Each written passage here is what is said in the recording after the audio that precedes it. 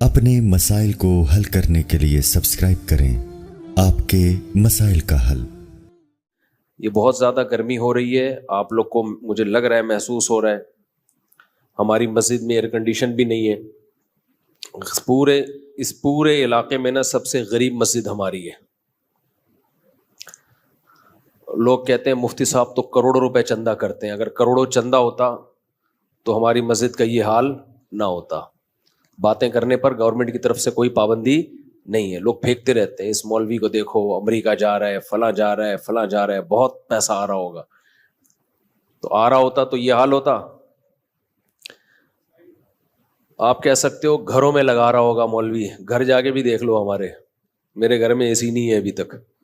خیر اس کی ایک اور حکمت بھی ہے، وہ لگوا دوں گا میں۔ اتنا بڑا مسئلہ ایسا نہ ہو مجھے زکوٰۃ دینا شروع کر دیں، کل اے سی کوئی زکوٰۃ میں لے آئے کہ لگا دو یار۔ اللہ نے مجھے بہت دیا الحمدللہ، اصل میں مجھے 4 جگہ لگانا ہے۔ مسئلہ یہ ہے کہ ہر چیز مجھے 4 سے ضرب دینی پڑتی ہے، اور پھر لگا دیں گے کوئی، اتنا اللہ نے بہت دیا ہے، پھر اس کے بل اس کو کنٹرول کرنا ممکن نہیں ہے، پھر وہ 4 گنا اے سی کا مطلب ڈبل سے ڈبل۔ اللہ نے اتنا دیا ہے وہ بھی ہو جائے گا، لیکن ایک اور حکمت بھی ہے، وہ میں کیوں بتاؤں آپ کو؟ ساری باتیں کیا میں بتا دوں؟ میں چاہتا ہوں تھوڑا سا مشقتوں کا عادی رہے انسان۔ میں خود بھی رات گرمی میں ہی سویا ہوں،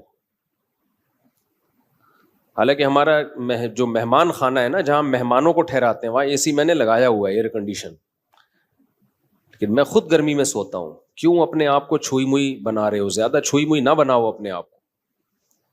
اللہ نے مجھے اتنا دیا، جو ظاہر ہے 4 گھروں کو چلا رہا ہو تو کیا وہ اے سی میں نہیں سو سکتا؟ تو دفتر میں ہم نے لگایا ہے مہمان خانہ، جہاں لوگوں کو ہم ٹھہراتے ہیں، جو کوئی بہت دور سے آ جائے، کوئی قریبی رشتہ دار آ جائے تو اس کے لیے لگایا ہوا ہے، لیکن میں خود اس میں نہیں سوتا۔ سو سکتا ہوں میں، اس لیے کہ اللہ نے گرمی کا موسم جو دیا ہے نا، وہ گرمی لگانے کے لیے دیا ہے، گرمی سے بھاگنے کے لیے بولو نہیں دیا۔ سردیاں جو اللہ نے دی ہیں، سردی لگانے کے لیے دی ہیں، سردیوں سے بھاگنے کے لیے نہیں دی ہیں۔ تو خدا کا واسطہ اتنے چھوئی موئی مت بنو، انسان کے بچے بنو۔ بہت زیادہ چھوئی موئی بن چکی ہے۔ ابھی جو دیکھو حاجیوں کی اتنی ساری اموات ہوئی ہیں، وجہ کیا ہے؟ اور بھی وجوہات ہوں گی اس کی، لیکن حاجیوں کی بہت ساری اموات کی ایک وجہ یہ بھی ہے کہ ایئر کنڈیشن سے نکلنا ہی لوگوں نے چھوڑ دیا ہے۔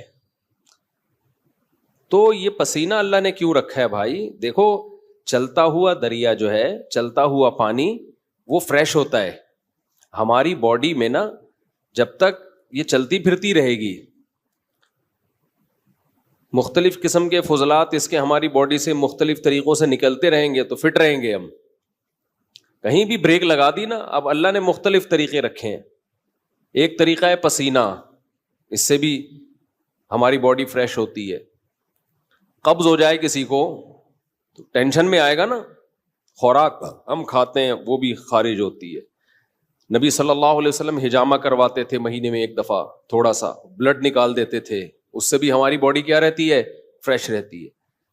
خواتین کو مینسز ہوتے ہیں، ان کی انرجی کا بہت بڑا حصہ اس میں ضائع ہوتا ہے، لیکن وہ مینسز ان کی صحت کے لیے ضروری ہیں۔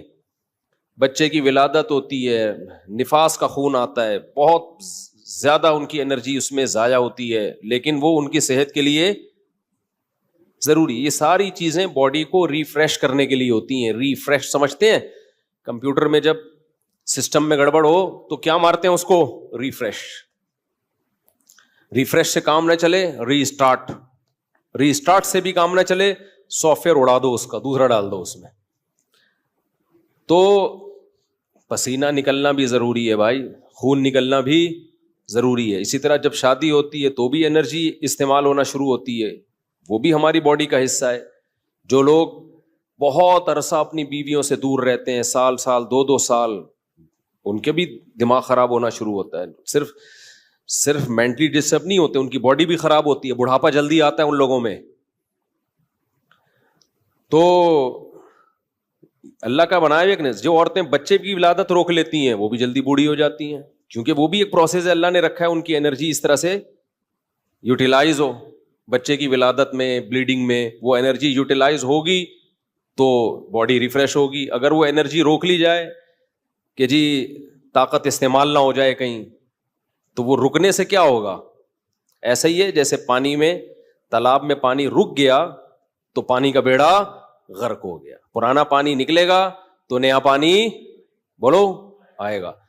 تو اس لیے تھوڑا سا اپنے آپ کو مشقت ہو. کل میں سویا نہیں ہوں گرمی کی وجہ سے, پسینے پسینے پسینے پسینے پسینے. ہم نے کہا کوئی بات نہیں, انجوائے کرو اسی کو, ٹھیک ہے, ایسی کی تیسی, سمجھتے ہو, انجوائے کرو انہیں پسینوں کو.